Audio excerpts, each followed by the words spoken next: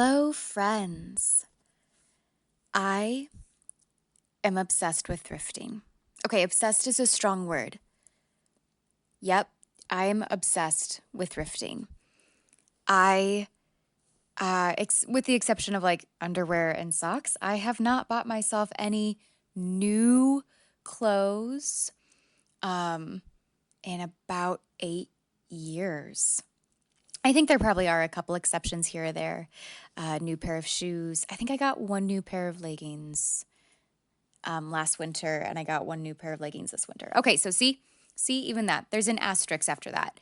But if we're talking 8 years worth of clothing purchases, 99% of that has been thrifted. This is the episode for anyone who maybe wants to thrift for any reason, financial reasons, who wants to for environmental reasons. This episode is not sponsored by any of the businesses or websites that I'm going to mention or recommend. I really just am passionate about this. I derive so much joy in this. And for those who know me in person, in not the pod life, but the 3D life, I am a person who kind of transforms herself pretty regularly. And little tangent on this, my Pluto is in my first house in Scorpio. So this can mean nothing to you. If you want to like skip ahead 4 minutes, go ahead. We'll get into the nitty gritty of thrifting and all of the lovely, wonderful ways that can be enjoyed. And I'll leave a couple hot takes and a couple hot tips. But for those of you interested in the astrology of moi birth chart, I am a Scorpio rising. The first house in astrology is the house that represents like self-identity and very much how one presents themselves. So not just inner identity, but also kind of how that shows up, again, in the 3D world. Pluto is a planet that is all about transformation. It is the planet that often kind of sits in our birth chart in an area where we will transform rapidly or regularly. So, if you have a Pluto placement in your first house, then you are probably a person who, like me, is just kind of frequently updating their look.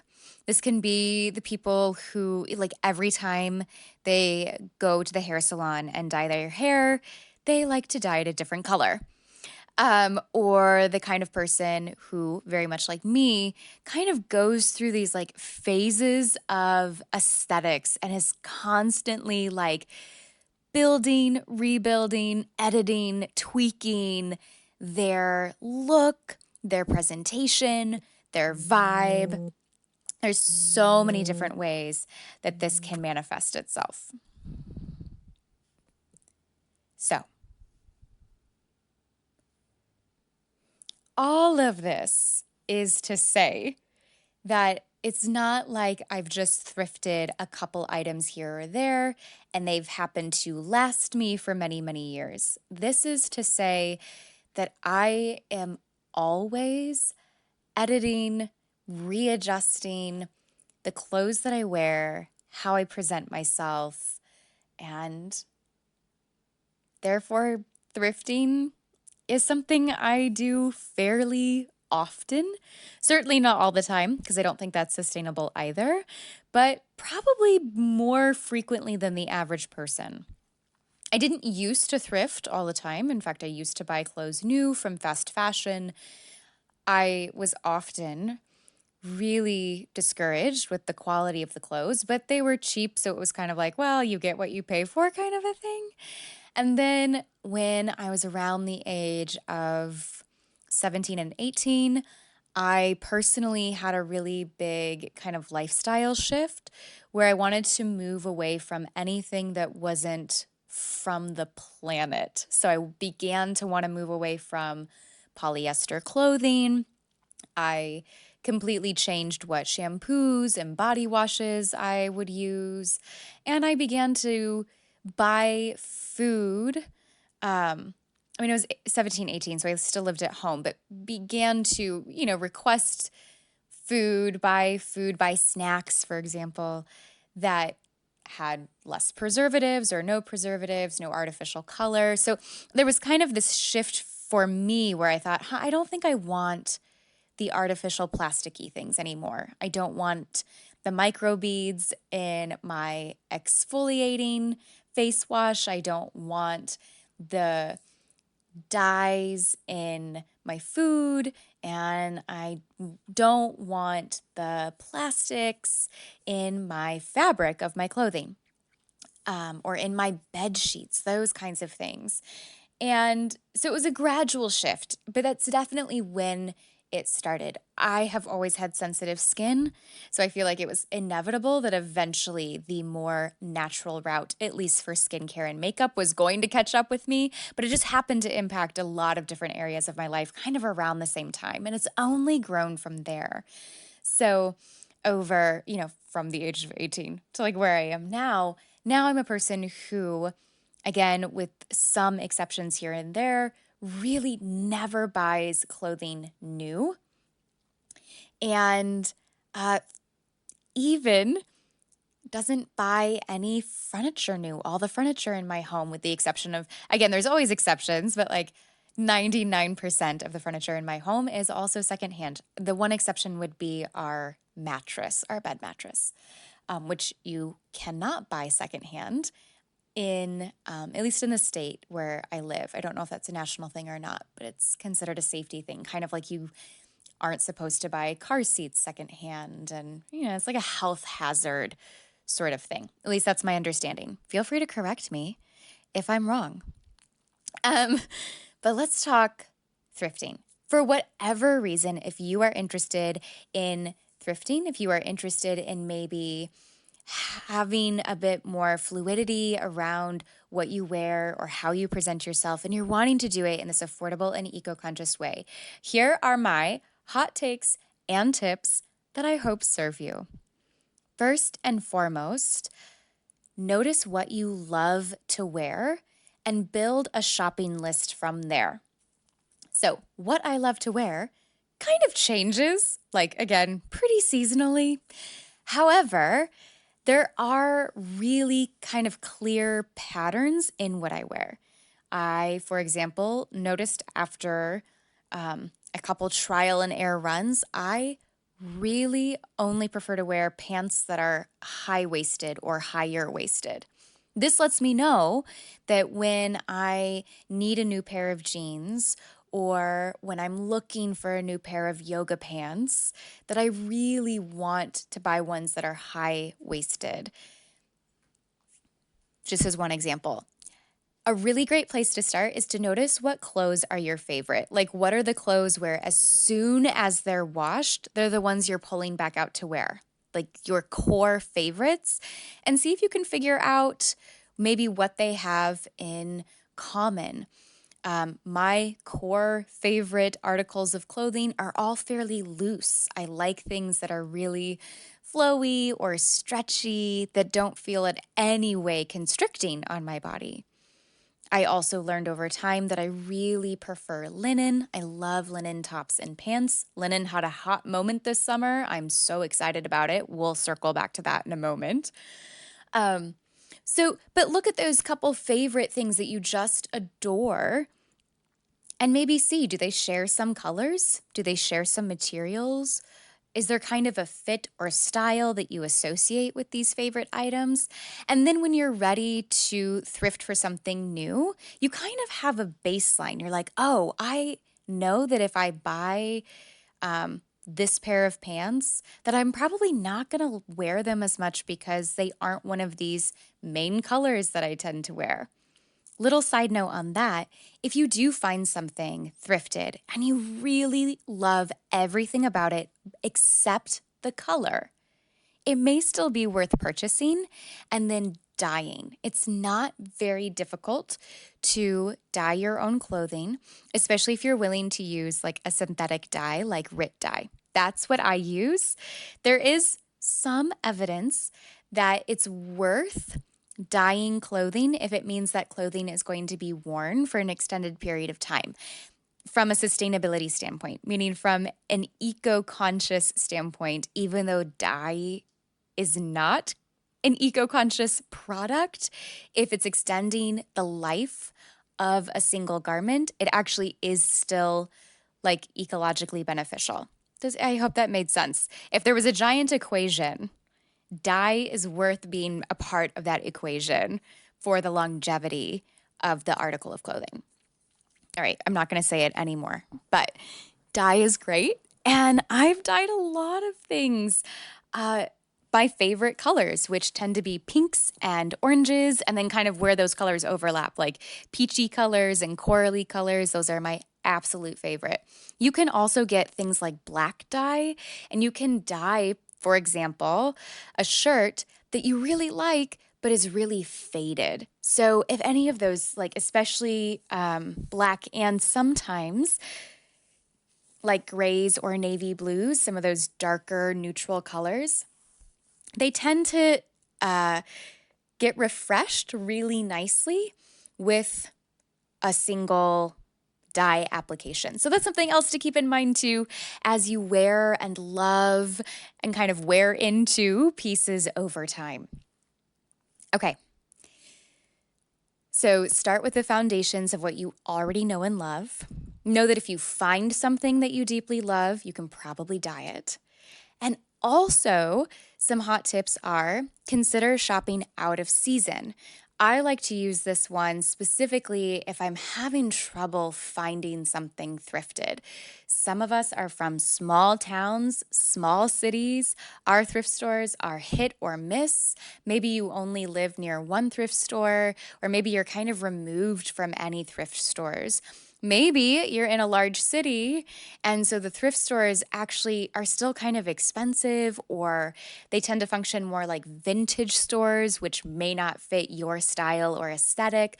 Whatever the reason, if you're having trouble thrifting something, consider buying out of season. Out of season clothing tends to go on sale, tends to be more affordable. I've done this for things like a winter jacket when I really needed a new winter jacket and I was struggling so much to find one that fit all of the things I wanted, right? Like I wanted certain colors and I wanted the jacket to be of a certain material and a certain length. And like by the time you get that specific, it can be really hard to find in a thrifted setting. So instead, I planned on purchasing my jacket out of season. That being said, you can thrift in other places besides thrift stores. So I actually did end up finding a winter coat. I think I had a different winter coat actually like in an online shopping cart, and I was just kind of waiting for a moment, kind of, sitting on the purchase decision. But then my spouse and I went estate sailing, and at this estate sale, there was a fabulous vintage, full-length wool coat that fit me like a glove. And so I bought it secondhand. So know that besides thrift stores, estate sales, garage sales, those kinds of places can be helpful also. I do personally sometimes use ThredUp. I know there's a couple other websites also. I've just had the best luck finding what I've wanted. Again, when I'm wanting something really specific, thredup.com is essentially like a slightly overpriced Goodwill, except they're not really that overpriced because everything that is on their website really is of good quality or brand name, etc. I've also had particular good luck finding shoes secondhand. So prior to kind of the burst of online retail, shoes were something I often didn't thrift just because it was hard to find shoes that weren't completely worn in or that were in my size, et cetera, et cetera. And since places like ThredUp have existed, I've had better luck finding shoes or again, things like a winter coat secondhand, but online. You can also send your old clothes in to ThredUp and possibly make a bit of money. So it's kind of like a resale store. And I think resale stores kind of tiptoe this line. Like it's not quite thrifting, it's a little bit more uh, specified, or again, like within a certain aesthetic or a trend period. So locally, we have like a Plato's Closet, a clothing mentor. I think that's more of a Midwest thing, like Illinois and Minnesota. But there are other resale stores in the area too. And if you're not finding what you're wanting in like a Goodwill, a Salvation Army, a Mission Mart, that kind of place, then it can be worth paying a little bit more to go to your other resale stores. Also, many local resale stores, even if they're chains like Plato's Closet and Clothing Mentor, they're owned by local people. So it's still a great option for supporting your own local economy and still not buying something new. Now, in addition to buying things off season, or maybe looking outside of the general scope of thrift stores, maybe some of those resale stores, for example, or vintage stores, like whatever floats your boat, whatever is your fashion vibe. Also, know that if there's something you really love that's in stores right now, and if you're willing to wait, you'll probably be able to find that item in thrift stores or like online at a place like ThredUp after they're out of season. And this is where being true to your own style, really knowing what you love and why and what you gravitate towards, whether it's materials, certain cuts, certain styles, certain eras of clothes. Like every time you find yourself going, oh my gosh, I just love that, like make a note, jot it down, and then stay true to that because that will be timeless for you, even if it's not timeless for the masses. Example, linen, especially linen pants and tops, had a hot moment this summer, like a really hot moment in the summer of 2022.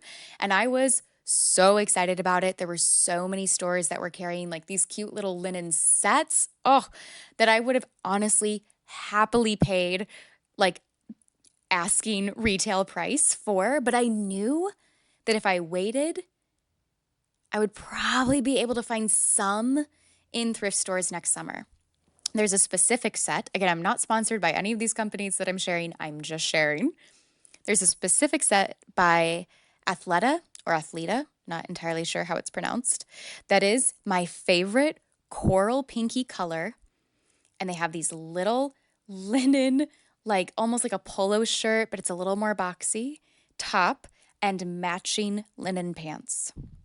And I, again, happily would have paid the like $180 that set was in store.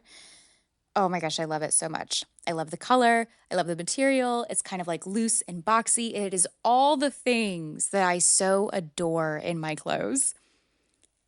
And I've already found the pants online on ThredUp.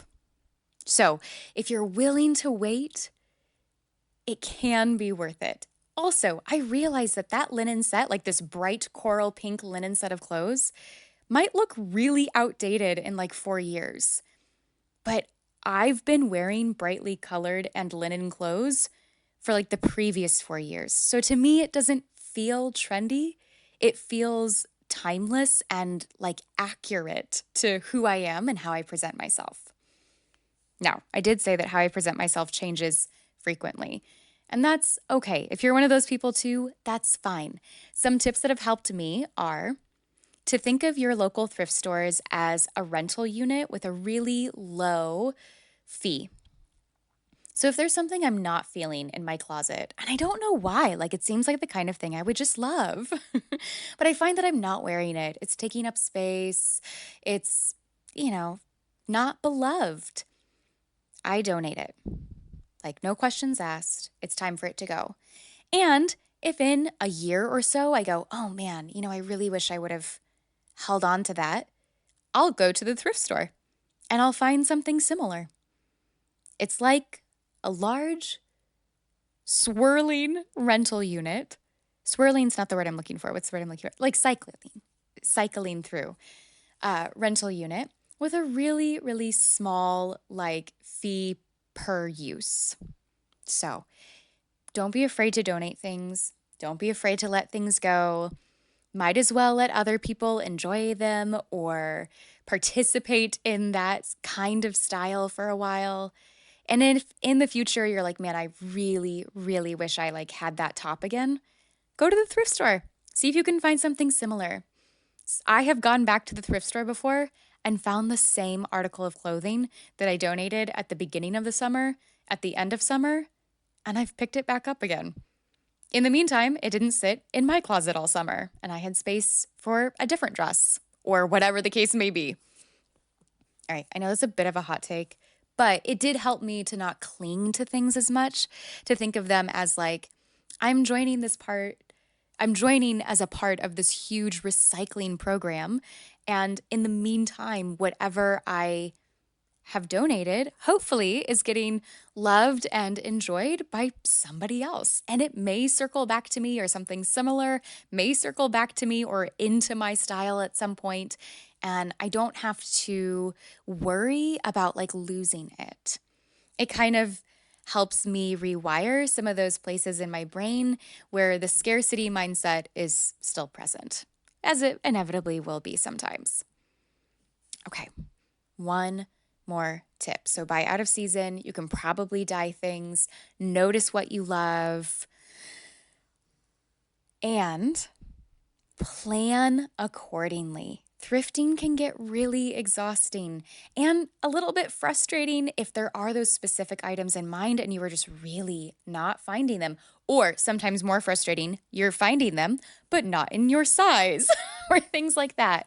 Just like you can dye clothes, you can change out buttons, you can probably hem a pair of pants or ask your grandma to help you hem a pair of pants if you don't know how. Shout out to my Aunt Rose, who totally hemmed a pair of pants that I impulsively bought at the thrift store and wanted to wear the next day to like a professional event. So, but plan that it might not always be exciting, and that's okay. Going in with a list still is the most sustainable and reasonable and financially viable thing to do.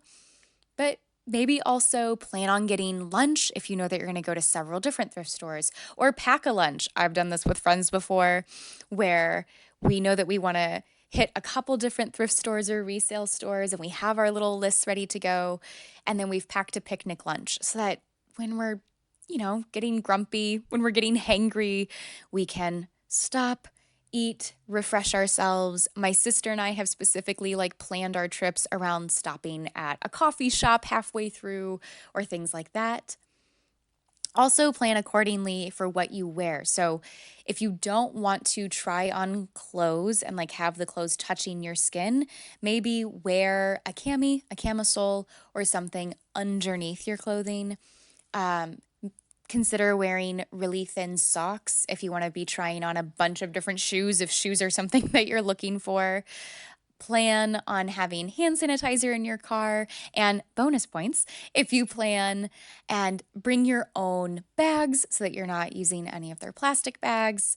There's just a lot of different ways that with a little bit of intention and consciousness, the thrifting process can be really mindful and enjoyable, even if you're not able to find all the things that you hoped you were going to be able to find.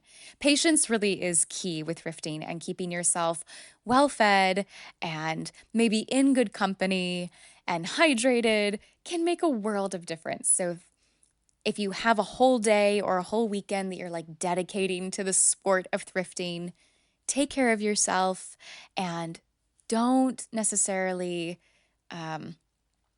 make exceptions for the clothing that you're looking for. After a while, when you're trying on that like 20th pair of jeans and it's still just not fitting you properly, it can be so tempting to be like, well, these are like the best ones I've had so far, so like whatever, I'll just get them. But then if you get them and you bring them home and they weren't really what you wanted in the first place, you're probably not going to wear them or love them. So take care of yourself so that you can avoid any little frustrating mistakes. Keep your aesthetic and your standards strong. And at the end of the day, if you need to stop by a different store to pick up some buttons or some dye, you're still doing great. You're still helping the planet and hopefully helping your wallet too. Whatever your style is or however your style evolves. I do think thrifting as kind of this social movement will continue to catch on. And I'm so excited to see where it leads you and where it leads us.